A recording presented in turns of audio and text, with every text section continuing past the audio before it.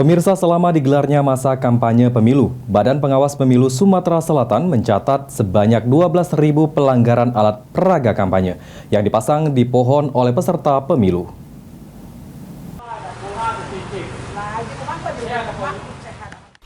Disampaikan oleh Ketua Bawaslu Sumatera Selatan, Kurniawan, pihaknya sudah mensosialisasikan dengan seluruh partai politik dan juga caleg terkait pemasangan APK selama masa kampanye. Namun kenyataannya masih banyak parpol ataupun caleg yang memasang APK di tempat-tempat terlarang seperti pohon. Total sampai saat ini, Bawaslu telah menerima 12.000 pengaduan terkait APK. Jadi dari catatan kami ada sekitar 12.000 APK itu yang melanggar.